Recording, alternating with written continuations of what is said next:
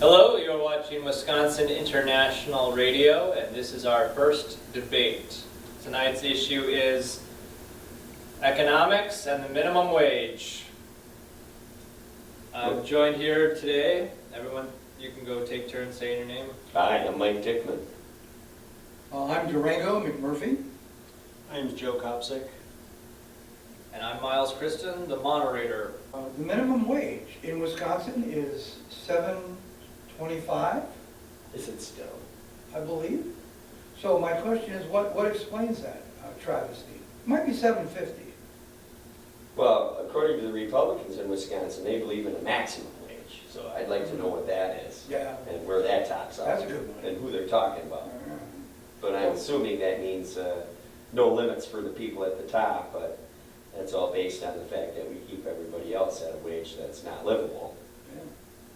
Well, I did a little research. The minimum wage, there was no minimum wage before like 1938, when it was installed as 25 cents an hour and not linked to inflation.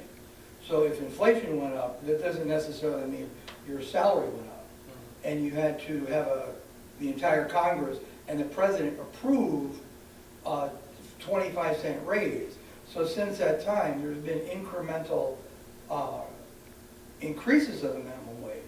But in our recent lifetime, the only president in my lifetime who has actually increased it every year was Jimmy Carter. He increased it 4 years in a row for his term. Clinton 2, Bush 2, and Obama only 1. So I think it's somewhat, personally, I feel it's somewhat of a travesty that we still have a living minimum wage of $7.25, $7.50 in Wisconsin. But that's just my take on it. But I'm into this thing called the living wage, which we'll get into in a little bit, slightly different hit on that. I think the minimum wage is still only $7.25 in Wisconsin because Wisconsin is not as heavily industrialized or urbanized as other blue states and other states in the Midwest. So I think Wisconsin, less so than Illinois, or more so, is able to withstand the more expensive cost of consumer goods than people in Illinois or New York or California are, which have raised their minimum wages. Yeah, they're up to what, 10 now? Some of them $10 an hour? And I think all three West Coast, $9 or $10. Well, I've worked as an organizer the last 3 years or 2.5 years for the Fight for 15 home care workers. And interestingly enough, the people that we work for also think that we should get a better living, and because we're stressed, you know, you leave one job, you have to go to another. It's worse in Milwaukee. Home care workers, because I live in Dane County, they've tried to apply that to inflation and call it a living wage, and it's at $11.66 an hour, but it's still not enough. And I've even gone to legislators, and mostly on the Republican side, and said, you know, heaven forbid you have a spinal cord injury, and then I show up at your house. Do you really think you're only worth paying me $8 an hour? I mean, you're going to have to nail everything down in your house, right? That's the way they think. I just know that in the last, basically 30 years, while a lot of the CEOs and company owners, we've seen their incomes go up as high as 300%. They're in the top. Right, while the labor force has gone up 1% over that time. And I've heard people argue, you know, paying kids $15 to flip a bird. Well, how much do you make? And then that's none of your business, see. But what people don't understand, this is basic economics. If the person at the bottom does more and has more to spend, and let's face it, if somebody's making $15 an hour, it's not like they're going to, you know, start investing in the stock market. They're going to spend, they're going to buy more products. That lifts everyone up. Now, how are we supposed to pay for that? The people at the top need to start paying for that. We know that they're not being taxed, but also to watch, I listened to Senator Ron Johnson answer a few questions yesterday when he was in the Capitol, and he talked about how hard it was to own and run a business. And I'm thinking, you don't run the business, you're up there getting an extra $200,000. Right. You know, and you're taking money from lobbyists to. Must be tough. to make sure people are drugged up enough on opiates to not figure a lot of this stuff out, I guess. But, so, here is, these guys, the thing I'm trying to point out is that they have not become more productive over that time that would justify the increase in their income. What more have they provided? They call themselves job creators, well, they're basically, destroying jobs. We know that. They're shopping most of our labor overseas. I just don't think they have much of a valid argument. And that's why, they use phrases like maximum wage. Well, doesn't apply to the people at the bottom. What's a maximum wage? I don't get it. Is that where we stop? If that's the most we can pay people, well, then we need to raise the least of the people. And you'll hear arguments about McDonald's per se, well, if we raise it to $15 an hour, first of all, there's a misconception that it's all high school kids and stuff. It's mostly people that are 30 years old at this point, and they have to go work another job. But in the same time, over the last, from 2009 to 2016, the price of a Big Mac has gone up from something like $3.49 to $5.29, but the wages have not gone up at all. So are their costs going up? Not that much. The profits are. See, so basically, I think minimum wage is a modern day slavery. Slavery. Yeah.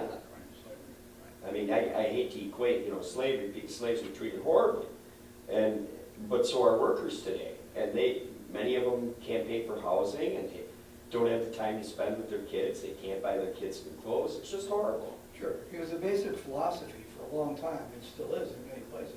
We get everything, you get nothing. Right.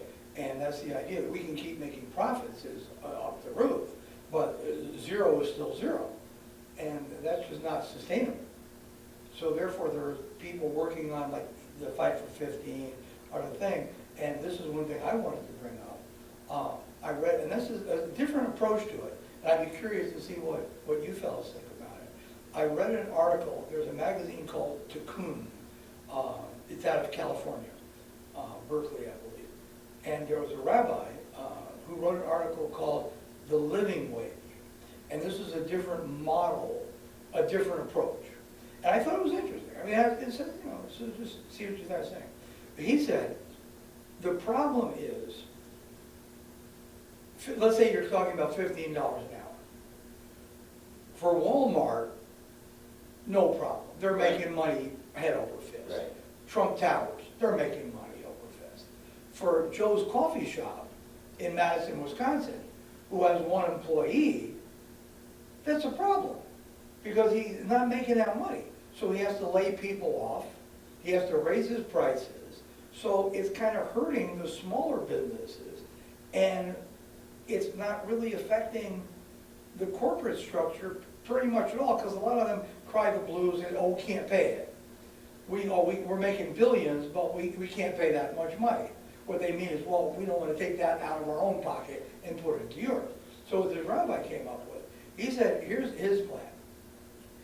There's a computer algorithm, I believe it's at MIT, I'm pretty sure of that can establish a living wage for a given community. Mm-hmm. The cost of living in Chicago, up here, the cost of living in Baraboo, maybe not so much, just as an example. It depends where you are in the country, LA. So he said, okay, so put in all the data for your community into the computer. Housing, this much money, average. Food, this much. Medical costs, this much. Education, clothing, what you need to have a decent living in your community, and then calculate that amount. Maybe in Chicago it's $25 an hour. Maybe in Waunakee it's different. I don't know.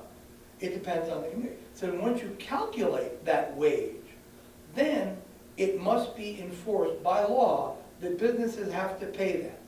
And he said for the smaller businesses, but then he said you establish a board from the community, people, educators, politicians, workers, a legitimate board. And if anyone has an issue with that, if it's a big business, let's say Walmart comes in and says, oh no, we can't pay $20 an hour. They look at the books, they say, excuse me, you can. your profits are at $2.5 billion a quarter, yeah, you're doing pretty good. You can pay that. And by law, you have to. But if you're Joe's Coffee Shop, you come and say, here's my books. I'm only bringing in $150 a week. How can I possibly play my barista? Then, he suggested, then the city or the state, the government, compensates for the difference. That way, Well, that's socialism. well, you can call it whatever you want to call it, Well, but I thought that was a pretty interesting alternative. here's something about the fight for 15 as well. You see that they talk about, raising it to $15, but not till 2022 or 23, so it's in incremental amounts. But we've seen out west where they said that, oh, they're gonna have to lay people off, and in fact, it's going the other way around. That their sales have gone up, they've had to hire more people. And again, it depends on the cost of living in a certain area, but it's working out west. It's working in Oregon, it's working in Washington State. And again, it's not, you don't go from $7 an hour to 15 overnight, even though I think they probably should, and we should be seizing some bank accounts of the people that have robbed us all. That's my feelings about it. I think But it's should way too late. Should it be different based on the type of company, like a $1 billion corporation, should they have a minimum wage that's higher than, say, a privately owned company where they don't have that kind of cash flow? Well, I like his idea. I mean, you put it back, instead of, they always say that, we're gonna put it back into our business. We'll put it into other businesses and raise everything to a level where now you can start, if you're, now that it's a living wage, obviously if you're gonna pay more for a job that is, takes much more labor. But we're seeing like, guys who've worked with sheetrock all their lives being paid $30 an hour. Now they got guys coming in, taking that job for $20 an hour, because that's more money than what they were making at 12 or 15 somewhere else. So Right, and we're talking about the basic human survival here. We're not talking about a skilled craftsman or somebody who obviously can command a little more money. Right. We're talking about just basic, the guy who lost his arm, and so he's working as a bagger in a grocery store or something, the one-armed bagger, yes, I heard of that guy. He's good, man. Yeah, okay. Yeah, the one bagger of Baraboo. Whoa! What is the living wage? For? What is the living wage? Like, we say Oh, that. what is it? Yeah. Well, that's what I'm saying, and it wasn't my idea. It was this, I can't remember, the Rabbi Lerner, I can't remember that. But I thought it was a really good idea, because it depends, it's relative. It's not a concrete, digital, I mean, enough to Economics give is you, enough to relative. give you food and shelter, it's like, Hey, you're not gonna go buy a boat or anything. well, no, but like, for instance, Robo. maybe there's this discussion we need to have in America between wants and needs. It's like, I have a flip phone. right. Do I need a smartphone? I actually don't want a smartphone. I hate being part of that technology. It's why I'm not on Twitter. I don't want to be, yeah, exactly. $40 a month, no cash. And really, you make the argument, do we need a phone? Is a phone actually part necessary of our survival? I have a stupid phone, this thing just shuts off all the time, and it's complete. But no, but the point, I'm thinking about what you're saying, if I'm hearing what you're saying, that would be determined by the community. Because a community in California that had a lot of, what do you call them, Valley Girls or something, that was popular at some point. Maybe they think that's a really essential human need. And maybe for that community, this is what we think. Maybe in Hays, Kansas, maybe they think not. But I'm personally, I was affected by two books, one called Small is Beautiful by E.F. Schumacher, another one called, by Gregory Bateson, called Steps to an Ecology of Mind, where you view your mind as an internal, your body as an ecosystem. But that's another question. But back to the Small is Beautiful, the idea that local is important. Like here in Madison, you have like the local foods, you have the Willie Street Co-op, you got local food, you got local community doing things, because you still have some say in it. And I really believe that's, from my point of view, I remember reading, was it Thoreau? I think Thoreau, or maybe Tom, one of those guys, yeah, Thoreau or Emerson. Anyway, he was saying that in nature, just by yourself, out in the mountains or out in the prairie, you may have no social contact, you may not be able to call an ambulance, but you are free. When you're out there in the mountains by yourself, you are as free as you're gonna get. And every time you add another member to your It's a co-op. community, See, that's what co-ops. it's good, but you lose a certain degree of freedom. You do. And as the larger that becomes, the more your freedom diminishes.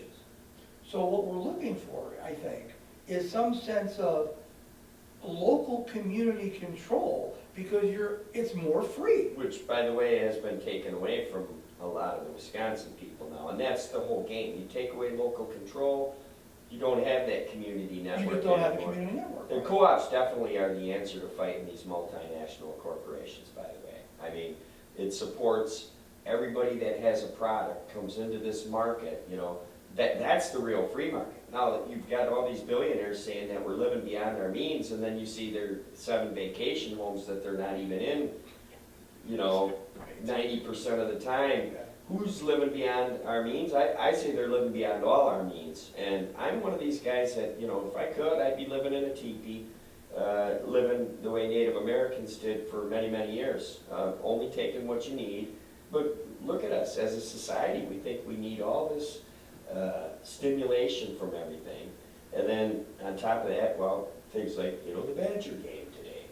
We're sitting here talking about real issues while everybody else is, you know, Drunk? yeah, and Maybe they would put us in as the halftime show. well, yeah, sure. I think Yeah. that would be cool. I think it'd be We're much- sitting on the 50-yard line. People would be, it's much more That intellectual, would be that's cool. for sure. And I don't mean to beat on that, because, you know, I enjoy a sporting event once in a while too, but I don't have to watch every two teams in different cities and get on a fantasy team and just get sucked into all this. But while you're driving down the road, you can see that people just are wrapped up in themselves. Sure, bread and circuses. Just It's like bread and crazy. circuses. It's like everybody, and not everybody, you don't want to say something like that, but there seems to be some sort of, originally, back when I was in the university, not here, I read some of Plato's works, and he talked about how the academy was originally a place for people to go away from society completely, where they could talk and think and discuss and try to solve the problems that were so afflicting their society. When you say Play-Doh, do you mean the kind that But had they- the attachments to right. squeeze up? Yeah, no, yeah, he used to make these little, like you squeeze the guy and his little ears and shit. It was cool, man.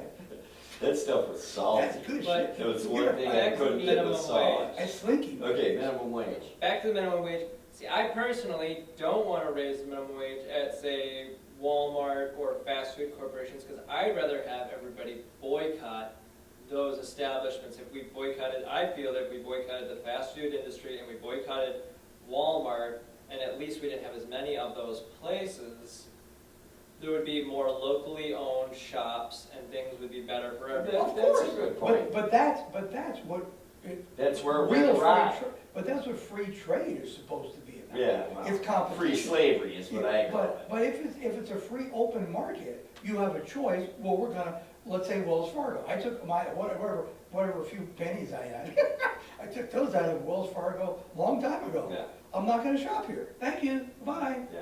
You know, but if it becomes a monopoly, which is what they want, I think, well, I believe that's what they're, when I was in New York one time, I went into the Federal Reserve Building, right, just for no reason, I'm just walking out. And there's a huge mosaic of a monopoly board up on it. You're kidding me. That's what they have, and it's a monopoly board. Well, that's what's being done right And I now. said, okay, I get it, I see what's going on. We're talking about, you get everything, and we get shoelaces, you know? Well, in 1970, in the town I lived in, which was a farming community, a lot of dairy farms, we had 2 dairies in our small town. Now we have none.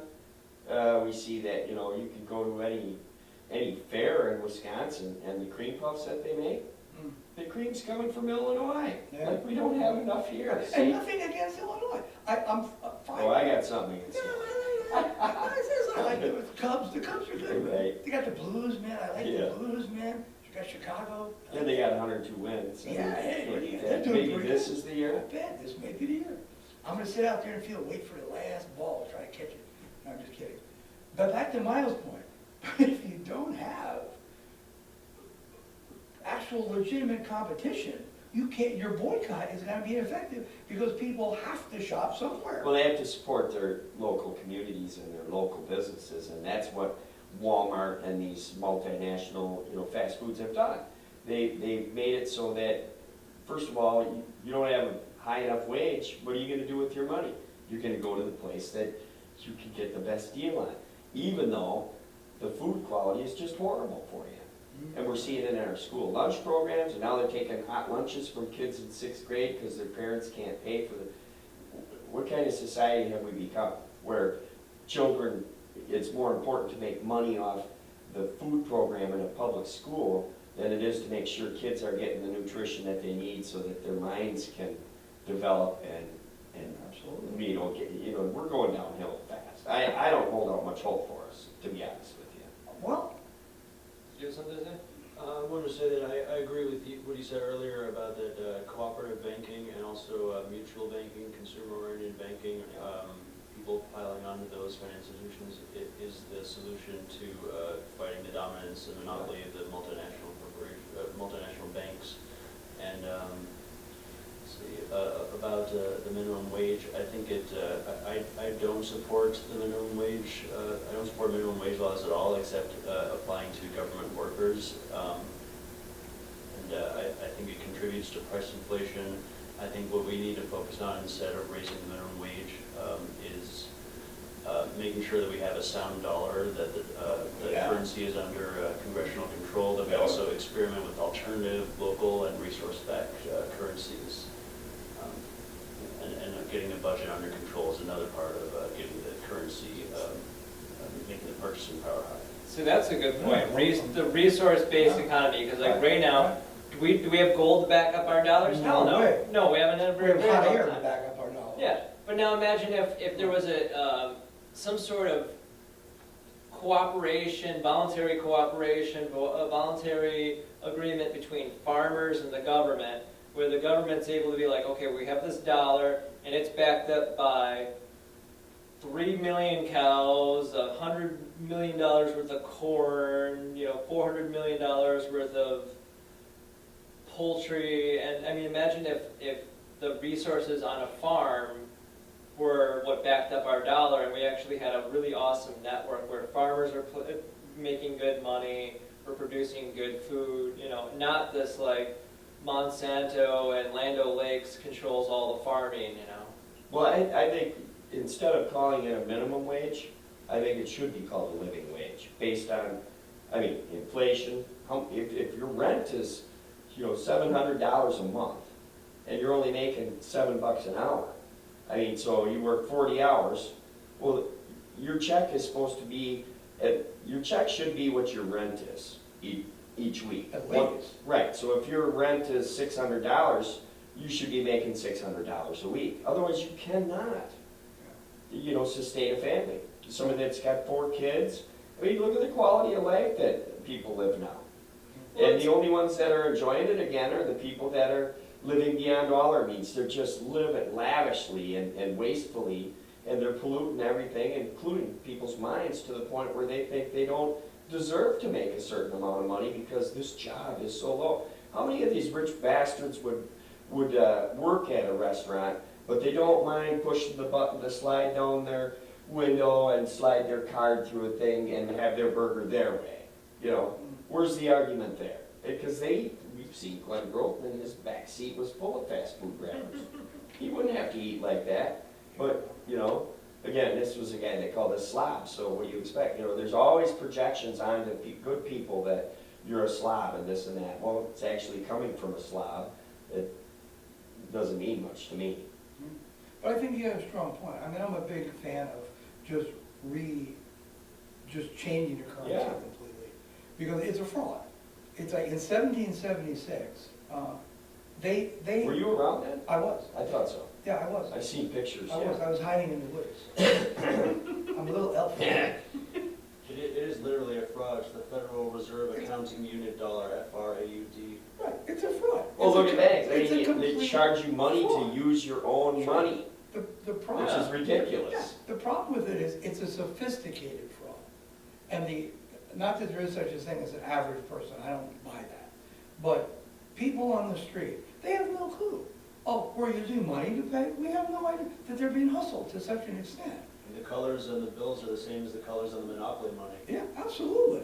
I mean, I was really good at Monopoly, by But- the way. but- You guys wanna play later? Sure. I mean, let's play for real money. It makes sense, I like it. We could start a monopoly casino. Well, that's sort of what they're doing, actually.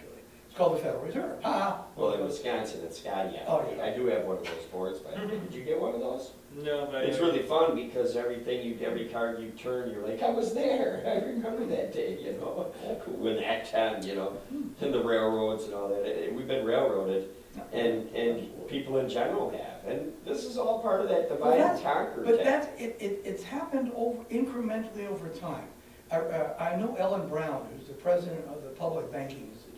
She's very, very intelligent, very nice woman. She was here a long time. Actually, she told me when she picked up Janis Joplin hitchhiking once, outside of Berkeley. I thought that was kind of cool. Anyway, Very smart. she has a book, if you haven't read it, I recommend it's called Web of Debt. And she talks about it, how like in 1776, Jefferson and Franklin, they had this together. They left, not just for religious freedom, they left to get away from the banks. That's why they left. And they created their own currency that was issued through farm banks by the people and through non-interest loans. There was no taxes, except maybe a small tax at the time, I think, on sales, simply to recycle it. But it was issued by the people, which is why in the Constitution, I'm sure you know this, the Constitution says only the Congress has the power to create money. And that money, to be legal tender, must be, to Miles' point, backed by gold and silver. And the currency we have today is simply not. And people don't understand what a Ponzi scheme is. They just don't get that. So what I try to tell people is, it's like, think of it like you're a hunter, and you're hunting a deer. You shoot the deer has value because it's tangible, or gold has value. But the deer is heavy. Gold is incredibly heavy. When they used to transport gold through the Silk Road, or from Turkey down to the Persian Gulf, they started using boats because it was too heavy for the camels. So it's heavy, so they began using paper receipts. But if that paper doesn't represent that deer, you're just up Schitt's Creek. You just got a sheet of paper. It has to have something to nail it, to keep it from hyperinflating, which is what happened in Germany in 1920, what year that was, 23, hyperinflation took place. And most people don't know the same banker, Paul Warburg, who was the German banker who was instrumental in creating the German system that led to hyperinflation, and Hitler was the founder, one of the founders of the Federal Reserve. I think we should back the dollar with things like tomato and eggs and Yeah, or like, things that are, I can't eat gold or silver. no, you can't. Yeah. Well, there's, yeah, or something, personally, I thought some sort of solar energy or some sort of energy credits or something. Because the sun is, everybody has access to it. I'm not sure of the logistics of how that would work. If every state had a currency, a state currency based on its chief resource product import, a lot of states would choose gasoline and oil byproducts, but maybe if consumers and or the government contributed more to solar, wind, other forms of energy, maybe they could have forms of currency backed by those things. Sure, if you're on the coast, you could use tidal energy. Because you set up time, like they do in Norway. They have those wind turbines that use the ocean to create that. You could do that. But you're correct. It has to be something tangible of value. And because if people don't understand, if it's not linked, then you can just create as much as you want. It's like having a printing press in your backyard. And they knew that in 1776. They knew that. That's why they wrote the Constitution. Isaac Newton, most people don't know, was also the governor of the Bank of England. These guys are very smart. They created this scam with some very sophisticated people. But also Jefferson and Franklin were very smart as well. They knew what they were doing. So they created local currencies that were issued by the people with non-interest loans because it was the people's money. We have the power to create. But now, what happened last week? oh, we're $20 trillion in debt, we're gonna shut down the government. How is that possible? You're the guy supposed to be creating the money. Yeah, who has all this debt and stuff? How can you I possibly think we should all be be it? treated like dogs, basically, where we all have a house, we all have food, you know, Bowl. we all have a bone. Bowl. I like a bowl. Can I get my name on it? But see, that's the way the Scandinavian countries are, and I like that, where everybody has the basic needs, okay? Everybody's got healthcare. Then the guy wants to make a whole bunch of money, he can go out and do whatever he Go needs on, to make right. that, Right. without taking advantage of other Of people. other people. Yes, Right. which is what's happened to us. I mean, this is ridiculous. You got people on, you know, we watched how they, in Wisconsin and then all around, they vilified teachers and everybody, well, they get 3 months off here. No, the kids get 3 months off a year. My mom and dad were teachers. My dad cut wood and worked in, you know, trimming trees out of forests. My mom pursued a higher education and did other things as well and took care of the kids. This is all nonsense what these guys are saying. When you watch a legislative assembly start in January, they're done in March, and then they come back the next year and they Yeah. get 9 months off. They get, the politicians in the state both parties get several months off before the elections. Sure. Let's start. Well, they do anyway. I mean, they only have these sessions, you know, and then the only reason why we saw so much activity in Wisconsin was because there were so many protests and so many evil bills that they were trying to legislate. They hammered this. But in a normal year, they don't work but 3-4 months, and then they talk about, well, the rest of the time I'm back in my district, and no, you're not. You're golfing and you're doing other stuff. I mean, I follow you guys around. You can't fool me. Sure, let's start paying Walker a minimum wage, see what happens. Well, let's start doing it like he says, okay? Well, we're gonna pay you based on your performance. Well, in that case, Scott, you owe us a hell of a lot more money than you already owe us.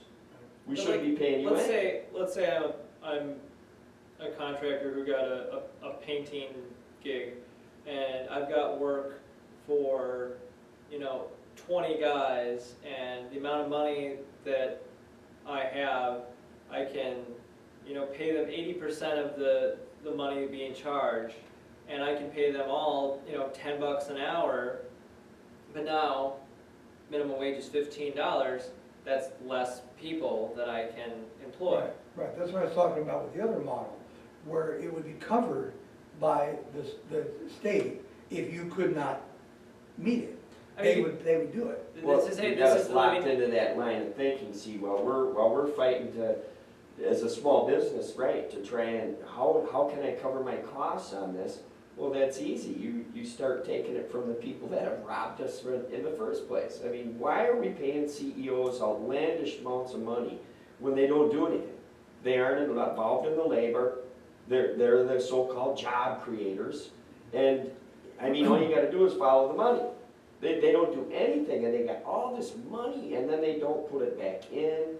And right now, we know that the billionaires are just sitting on this money. They're not reinvesting it like they did when I was Oh, yeah, I younger. actually took them to court here in Madison about that. I mean, I challenged a bank, a BBT in North Carolina, when the bailout.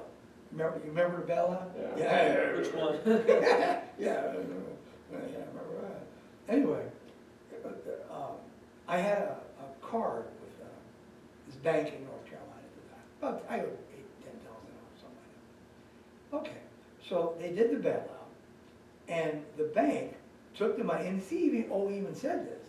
They took something like, I don't know, $3.2 billion or something, that was given to that particular bank. And that was a minor player. We're not talking about Bank of America or Chase. We're talking about a small regional bank in North Carolina, right?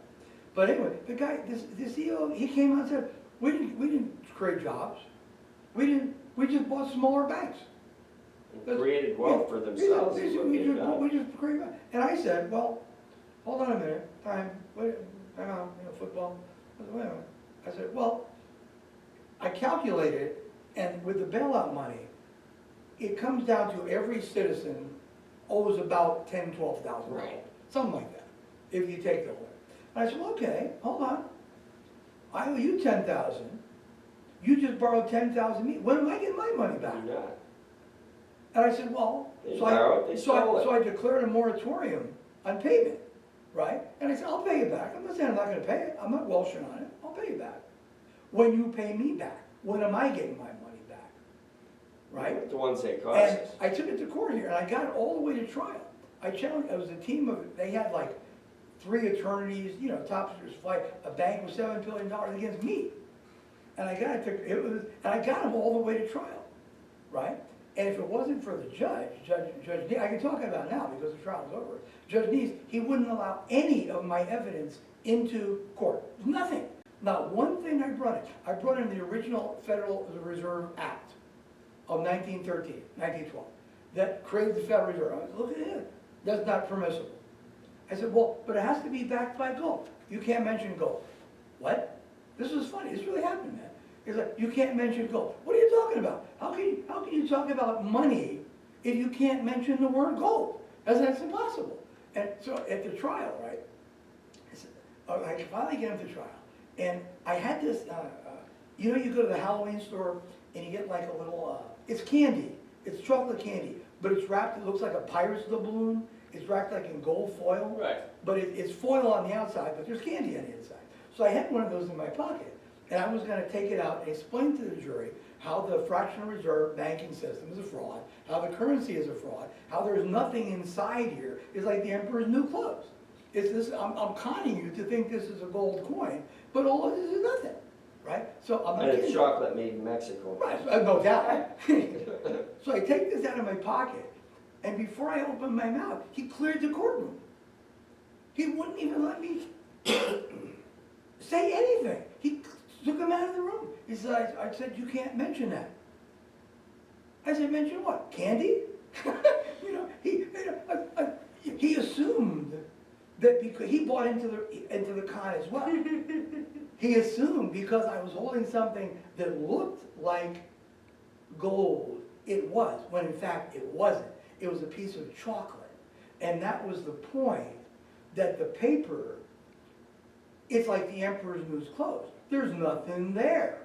If you were in 1800, you were in Colorado somewhere, and you're out there in the woods, and here comes Bear Mountain Jack, and he says, well, I've got 10 buffalo over here, but I don't have the buffalo, I'll give you some paper. Okay, I'll take the paper. Sure. You know, that's a problem of old Buffalo Jack doesn't have the buffalo. I mean, it doesn't take rocket science to figure this out. It's a con.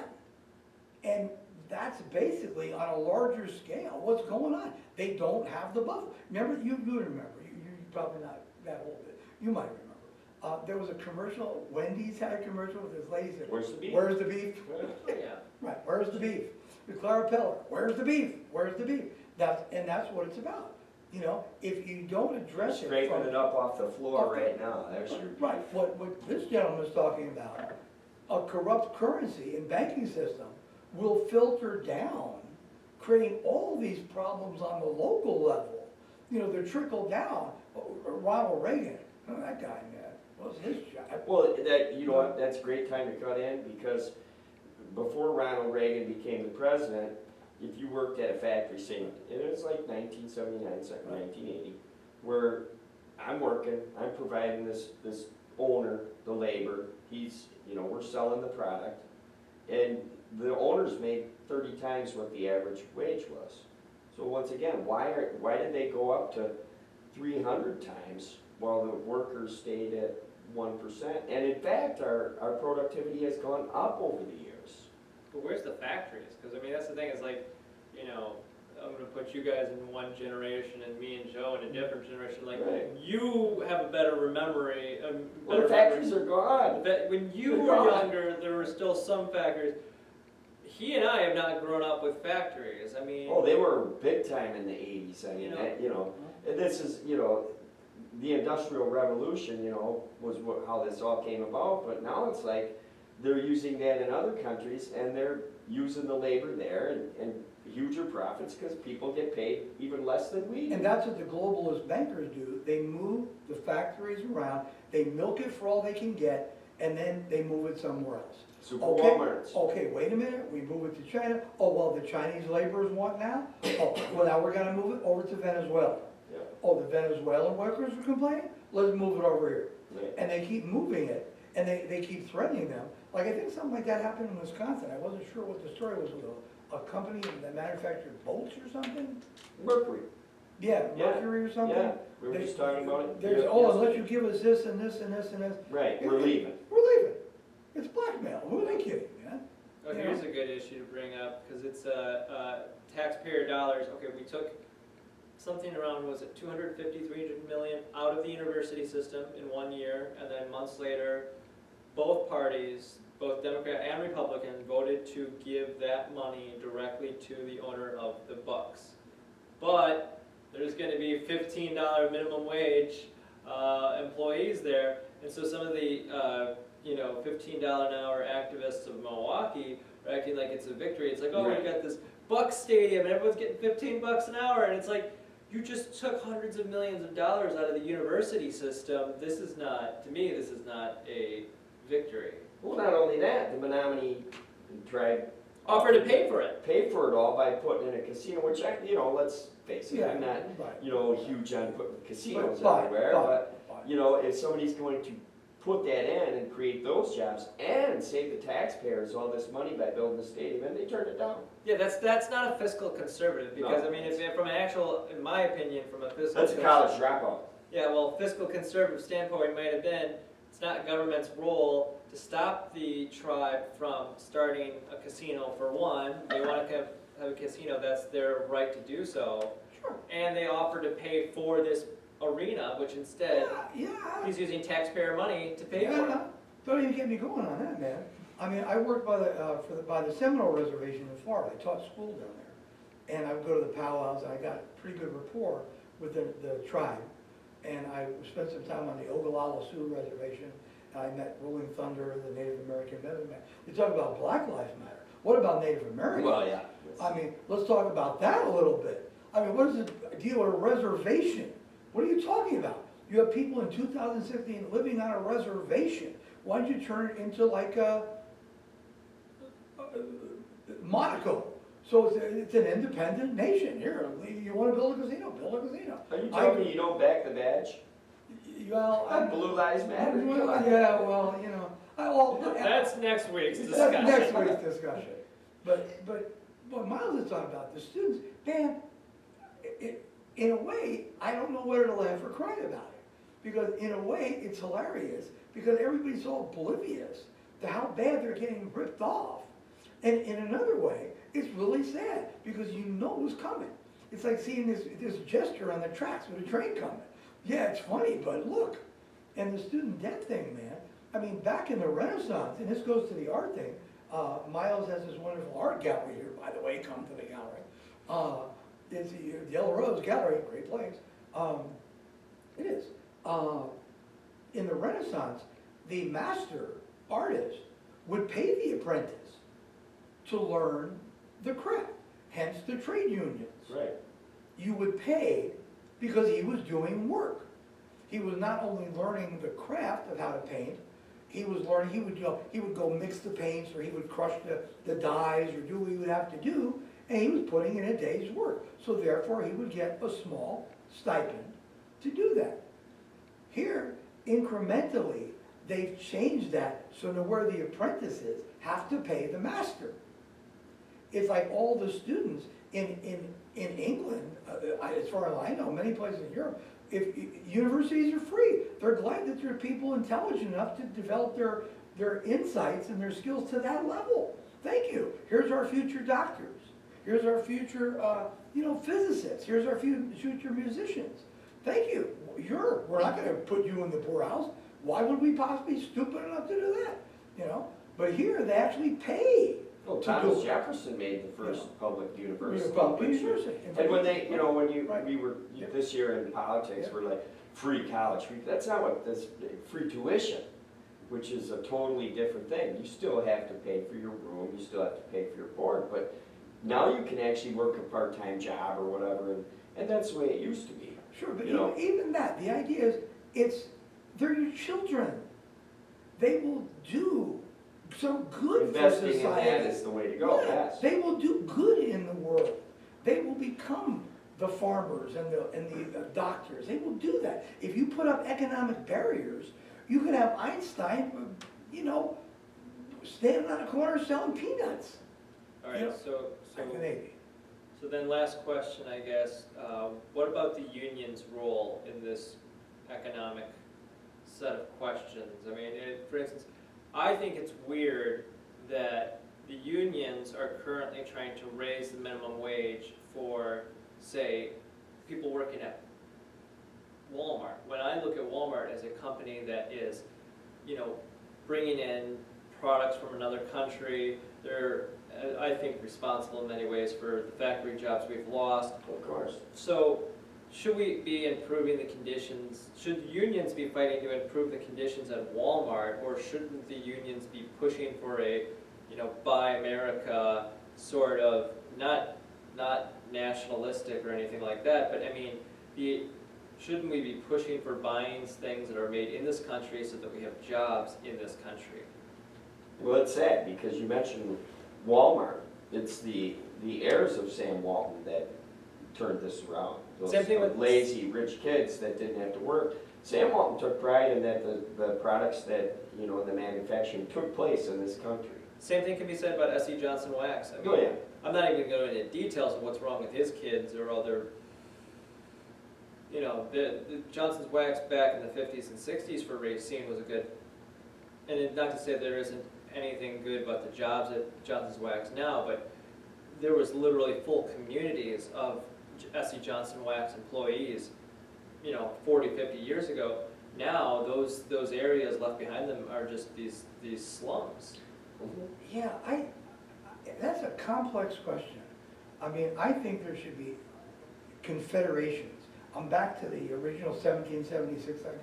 Is it because unions, my dad was a big union guy. I was raised in a union. It was kind of weird because my dad was a big sort of socialist union guy and my mother was sort of a Republican. Anyway, but I got some insights into different points of view. But I really feel there needs to be some sort of union 2.0. It went from something with a lot of just guys. Hey, we're getting screwed. We gotta buy our money at the company store. We're coal miners. We're working in Colorado. Our children are starving. They're starving us. Let's unionize, get together and fight this. Right. Which is, I think, anybody would consider reasonable. And it turned over the years into something that was, at least in the public, at least the leadership, in many That's cases. where you hit it right. At on least the head. leadership. The in many leadership in cases. our unions right now At least is the leadership. horrible. Where it became Yeah. as corrupt as the bosses. Yeah, I mean, There's no it's become in many ways like these unions tend to only support one of two political parties. You've got the police unions support Donald Trump and almost all of these different variants. Some have not endorsed either, and in fact, some did go for third-party candidates like Gary Johnson even. But the majority of all the unions, it seems like, is all Hillary, Hillary, Hillary. Right. When the Clintons brought us NAFTA and various Of course, trade yeah, deals. Of course, right. So, yeah, I mean, Right, and I think that really strongly happened back in '68 at the Democratic Convention, when all that was going on in Chicago, out on the streets. And that's what was going on inside, that everybody could see that the unions were selling out completely, And there was a lot of times where, on the surface, it was like, at that time, it was like the hard hats against the hippies. But then as time went by, they began, I think, to see that maybe they weren't on so much different points of view here. So for me, the union, whatever that is, needs to rebrand itself.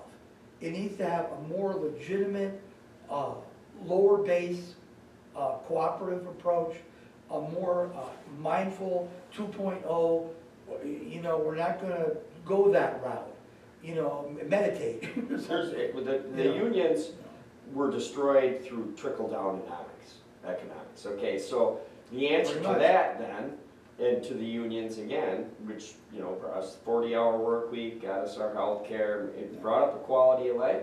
It's obviously trickle-up economics, which is what I talk about with that low wage when you raise it to 15. That money goes into, it's Econ 101. You can talk to anybody that's not interested in making this a political argument, that has an economic mind, that knows how this model works.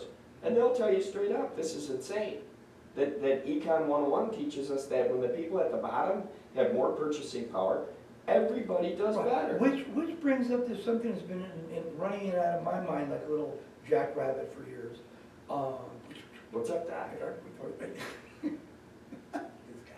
Where'd you find this guy? Anyway. In the rotunda, the first Yeah. day of the protest, we ran into each other. Yeah. Anyway, what the hell am I talking about? Jackrabbits? I know what I'm talking about. Okay, I got it. It came back to me. Okay, we've got all these, we have like Los Alamos. If we want to create a nuclear bomb, boy, we can have a think tank for that. You know, well, what about a labor think tank? What about a reinvent the union worker-boss relationship think tank so that we can create unions 2.0 so that there's a different model, a different paradigm that incorporates currency changes, that incorporates local communities, that incorporates a whole different paradigm and get the universities working on that rather than, I'm not thinking against, I like the Badgers, don't get me wrong, I like it. But get them working on that, not just technology. It's not just necessarily the next technology is gonna save your ass. Well, unless you happen to be driving in front of some guy who's doing this, then it's not so much, you know? So I'm all big on trying to create an intellectual think tank for social issues, which we don't seem to have. I have a few ideas about what to do with the unions, at least on a federal level. I think we need to amend or repeal the Wagner Act and the Taft-Hartley Act, which are 80-year-old federal labor laws that essentially put the right to strike under the review of the government labor board. And I fear that Republicans would make that difficult if and when Republican controls the government. Right. And Which we're so, and repealing the Taft-Hartley Act would allow unions to have wildcat strikes and sympathy strikes. And also, I think it's the free rider problem that is caused by the Wagner Act, the National Labor Relations Act of 1933, I think. The free rider problem is caused by that law. And I think if we amend or repeal the Wagner Act, we will have more of a variety of unions. We will have multiple unions at one workplace become more common, which is called dual and minority unionism. And members-only collective bargaining is something else I learned from them. Yeah, I think those are good points, man. And, because I remember during it was snowing, I know it was snowing everywhere. There's a lot of people. Might not this year. I Yeah, don't no, know. there were a lot of people out by the building, they're walking around with signs. Capitol. Well, that's Yeah. the Capitol. We love our, yeah, I don't know what's going on there. We love our children. Oh, God, yeah, you're gonna get your butt kicked. You love your children. But here's the problem, Who like, doesn't? But let me make Oh, yeah. the point that I was making was, okay, I'm observing all, I'm going around too, I'm watching, I'm supporting. Anyway, so I actually went to the teachers union headquarters. I used to be a teacher. I used to be in the American Federation of Teachers in the East Coast when Al Shankar was, and they, somebody looks at you that way, strike, we're out of here, goodbye, And then I moved to Georgia, where I was in the National Education Association. The salary was a third. The conditions, amount of students was triple. The conditions were horrifying. It was pretty clear what was going on. So anyway, I went to them and said, "Oh, well, you really need to strike at this point." We can't. So that's where, And I went to the truckers and said, "You guys are going to have to strike." "Oh no, we're going to recall." I said, "Well, what you're going to recall is how poor you are. That's what you're going to recall. What you're going to recall is how you just lost 100 years of work and effort to create what you have. That's what you're going to recall is how stupid you are." No offense. I don't want to say stupid. It's a bad thing to say. Gullible, perhaps naive. That's a better word. I don't mean to say that. That's just not correct to say. But perhaps naive is better. so yeah, it seems like that we took collective bargaining rights, we got collective bargaining rights, and we gave up our ability to strike. Right. So then when they take away collective bargaining rights, don't we get our right to strike back? I mean, or didn't we always have that right to strike? Well, an interesting point that came out of that was that when Walker said you no longer have to be forced to pay union dues, Right. that also means you don't have to pay taxes. Why is that? Because the United States is a what? So you. It's a union. And your union dues are what? Taxes. Taxes. So therefore, if you're a member of the union, a citizen, and you have to pay dues, taxes, if they say, well, you can't be forced to pay union dues, well, then how can they force you to pay dues to the union? Logical? Got some Well, point. we manage social contract, right? And should be, which is to tax me, because yes, I think the roads need to be fixed. That's all gone. But that's why I'm talking about the intellectual think tank. Taxes are only, it goes back to, well, it goes back to Egypt, for God's sake, and the pyramids. But it goes back to when you only had a finite amount of gold. And if you were issuing that gold, and you were the king or somebody, and you gave it to the people, you had to get it back, because it was finite. You only had so much gold. And if I have 10 gold pieces, and I give you one, I have to tax it back. But we can restructure currency so that it could somehow be recycled into the community just through spending in some way, so it wouldn't have to be taxed. You could eliminate taxes completely. I just don't have the model figured out in my head, how that exactly would work. But that's something I think that should be addressed. I don't think they're necessary. I think they're only it's like, it goes back to when, if I have this cup, and I won't give it to you, well, I have no choice but to take it back physically. Here, let me give you a paper. Thank you. About that. That's better. So if we can I will recycle help. this, if we can somehow recycle it into, like a compost or something, just recycle it back into the economy without the necessity of a club or a stick or a gun, I think we create a much better ecologically sustainable community. A voluntary system? Not yet, it has to be voluntary in the sense that, and this is where the anarchist in me jumps out. And I don't like labels, because once you say socialist, anarchist, everybody goes, oh, I got this pigeonhole. It's not that simple. But the idea of people pretty much don't need to be forced to stop at a stop sign. They pretty much get it, that if I don't stop here, I'm gonna die. When's the last time you drove? Oh, I don't drive, no. Yeah, because they don't stop anymore. They don't stop. In fact, the lady that was in line to become the Madison police chief, Yeah. it turns out that, who was injured seriously on her bike, Yeah, ran through a stop sign and into the side of a vehicle that was, right, had the right of way. right. But People that, just do but that not was, pay. I assume that was just, it wasn't There are conscious. suggestions. Right. Whenever I drive, that people, the speed limit, passing on the right instead of on the left, using your directionals.